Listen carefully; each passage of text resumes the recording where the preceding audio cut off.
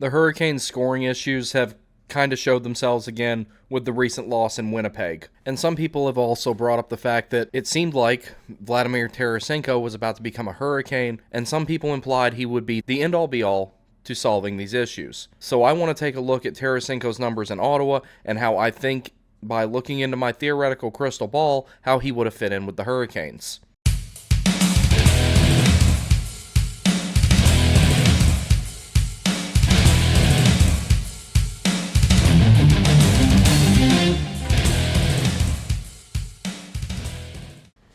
Okay, so a quick recap of how we got to this topic. This was a tweet that was put out on the 3rd of July in 2023, 2 days after the start of free agent frenzy. And I can't remember this girl's full name, but Shayna is some sort of big deal New York Rangers insider who also is apparently a very prolific member of The Athletic. And she reported, it sounds like Tarasenko will be signing with the Hurricanes. When she did so, Caniac Nation went into an absolute frenzy thinking that, wow, we've got Bunting, and now we've got Tarasenko, we've got Orlov. The work towards a solution for a scoring issue is paying off. However, Jeremy Rutherford, who is the St. Louis reporter for The Athletic, reported that Vladimir Tarasenko had in fact fired his agent in regards to the deal with Carolina. Additionally, Larry Brooks, I know. Brooksy, if I want to explain it to you, I would. I guess that's what I'm saying, Brooksy. You get that through your head? I guess so. Yeah. I mean, it's kind of a waste of time. Oh, then get the fuck out of here then. I am. Okay, see ya. Have you ever fought before?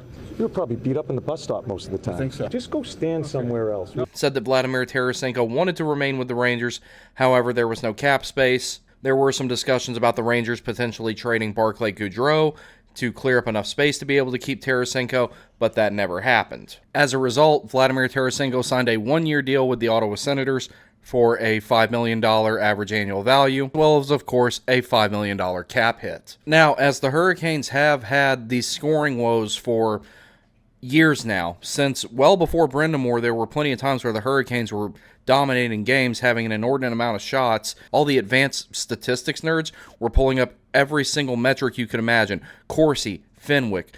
The Hurricanes were absolute analytical darlings, even when Peters was in charge, and even more so with Brind'Amour in charge, despite a much simpler brand of hockey that he institutes.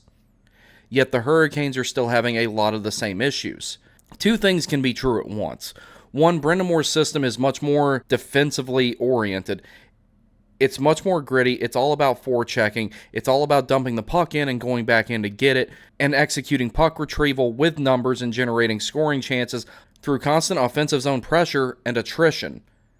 And while it does work a good amount of the time, I would even say the majority of the time, games like the ones that the Hurricanes had last night in Winnipeg that are happening too often and have become all too familiar to the Hurricanes over the past several seasons, even before Brind'Amour took over the team. Accounting for all the personnel turnover that there have been between the Peters era and the Brind'Amour era, Brind'Amour was already behind the bench in the capacity of coaching the forwards when Bill Peters was still the head coach. So there being some residual effect of how Brind'Amour was coaching the team as an assistant coach, even though it does seem like his hands were pretty well tied, versus what he's doing as a head coach, what Jeff Daniels is instituting, and what Tim Gleason is instituting with the defense. It may very well be a systemic issue. It may be a system issue. It may be the way that the Hurricanes are going about executing these games, why they're having ones where they dominate like they did against Buffalo and get the results, and where they dominate like they did against Winnipeg and don't get the result that it looks like that they should. So, a lot of people,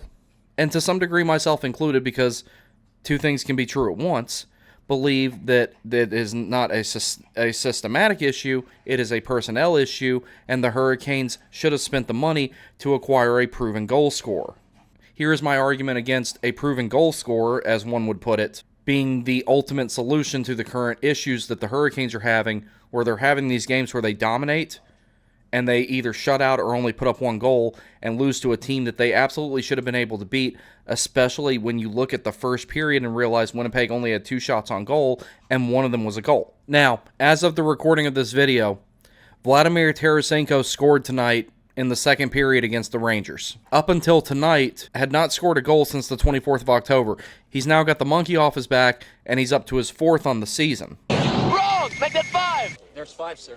That's 5. Now, a lot of people are making the argument right now, if we got in Tarasenko, the Hurricanes would be better. I don't necessarily think that that is true. And as I'll get to momentarily, I am not an apologist for the fact that the Hurricanes are continuing to get goalied at times where they shouldn't. Getting goalied by Sergei Bobrovsky in the playoffs is one thing, but getting goalied by Laurent Brossoit in the regular season is certainly going to lead you back to getting goalied by Sergei Bobrovsky in the playoffs, or a similar situation. So in 19 games played, Vladimir Tarasenko has 3 goals and 11 assists for a total of 14 points. Now, from what I've seen, because I do watch Ottawa quite a bit, because I'm a big Artem Zub fan, I really like Thomas Chabot, and when he gets back in the lineup from whatever it was, Shane Pinto is someone else I enjoy watching, so I actually watch Ottawa quite a bit. Tarasenko is not the premier 200-foot player, but he's not the worst. His point defense is not the greatest, but he's pretty good at hustling back and helping to break up transition in the neutral zone.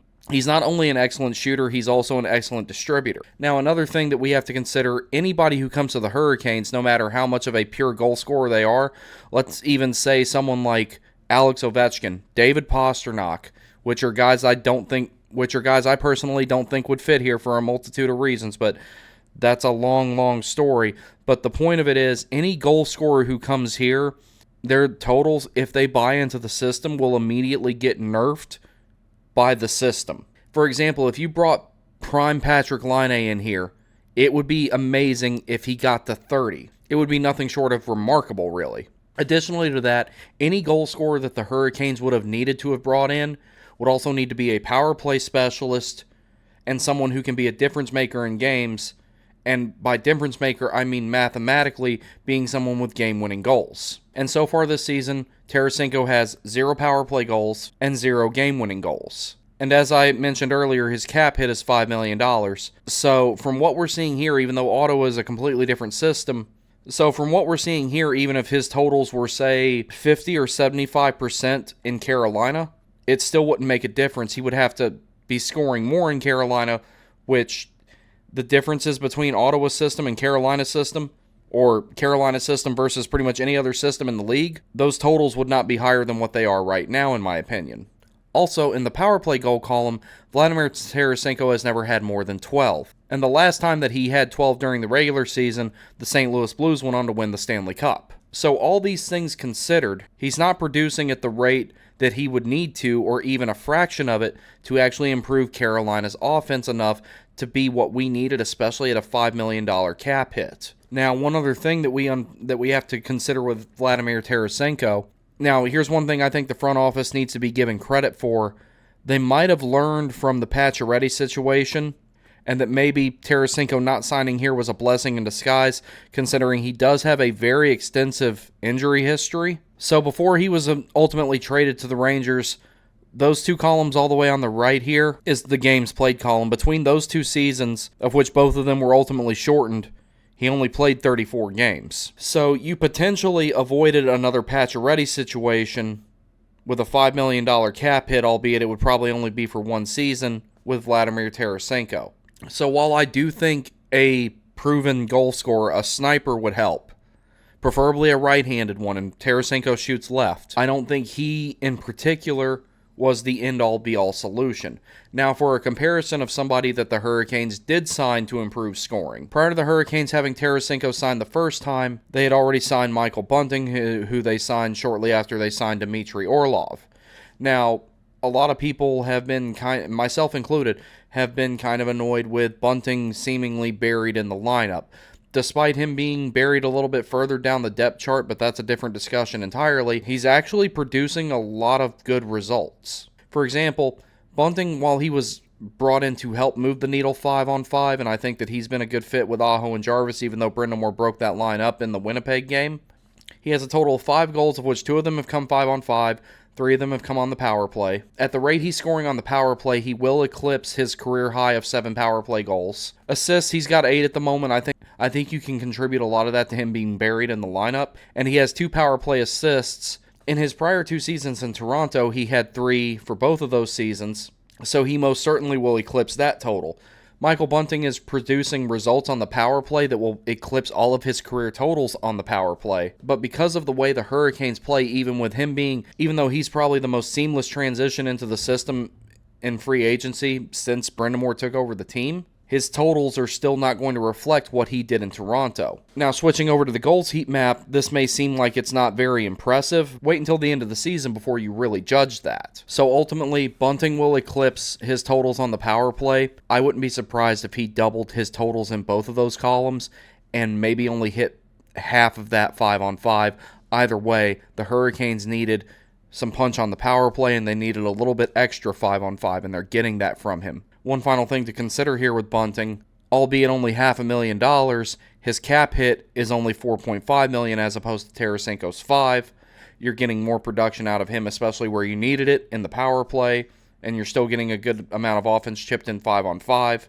He draws a ton of penalties, and I mean a ton of penalties, and he gives you that little bit of psychological warfare that you need, and Tarasenko definitely doesn't really have that in his game. He's physical, but he doesn't get inside people's brains and screw with them like Michael Bunting does.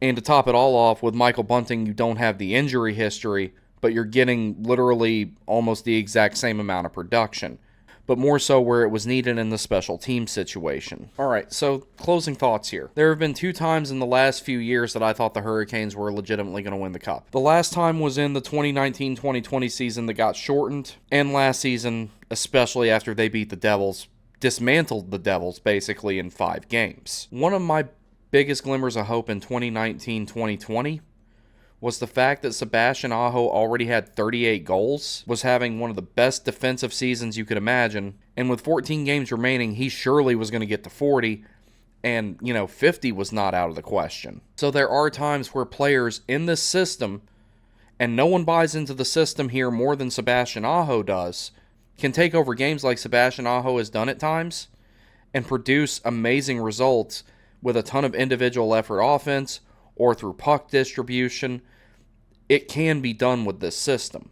As far as the Hurricanes getting goalied as much as they have and having some of the struggles and inconsistencies that they've had, I don't think there's one broad solution, such as bringing in a proven goal scorer, the power play being improved but not where it needs to be just yet, the uncharacteristic penalty kill percentage, and the ton of question marks around the goaltending. Those are all their own topics. In terms of converting chances, be it 5-on-5 or power play in particular, in this particular order, I would say 1, it is not a matter of who, it is a matter of what. There needs to be some systematic adjustments within the team to fix that. I think who the Hurricanes have on the current roster can absolutely get it done and start having more games where they're finishing on these high danger chances, and in a lot of ways they've taken steps in that direction as it is. At the same time, adding a proven goal scorer for the right price, as long as you don't mortgage too much of the future or give up anybody on the current roster that you don't want to give up, is not a bad idea. But as aforementioned, it needs to be someone who's going to contribute heavily 5-on-5 and on the power play. And as we know with Brind'Amour's system, if you don't have a 200-foot game, you're not going to fit. So that's another thing that has to be taken into consideration. For example, Sebastian Aho can go 4 or 5 games without a point. He still goes out there and matches up and shuts down against Nathan McKinnon, Sidney Crosby, and Connor McDavid on a frequent basis. So you still get something out of him every night because the defensive aspect of the game is a full-time job. The scoring aspect of the game is a part-time job, as I like to describe it. So yes, you can potentially add a player to fix this problem, but I think the system needs adjustments more than anything. So with the point that they're at, the Hurricanes are still over 500. They're 14-9-1. So they're still 6 games over 500. That's good.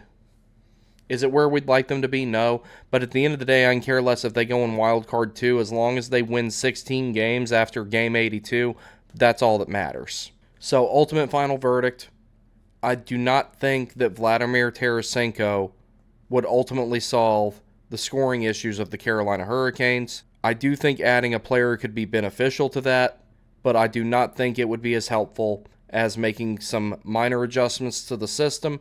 And with where the Hurricanes are at right now, this is not a situation where they need to reinvent the wheel, but there are a few places where they need to turn the wrench a couple of times to get it where it needs to be.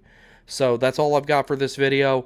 I'm going to try and have one out before the game tomorrow night where I'm going to talk a little bit about the goaltending situation, and then I've got a couple more planned after that. I hope you enjoyed this video. If you're new here, please like, comment, subscribe, and share this video. And if you will, please consider donating to my Buy Me a Coffee. The link will be in the description.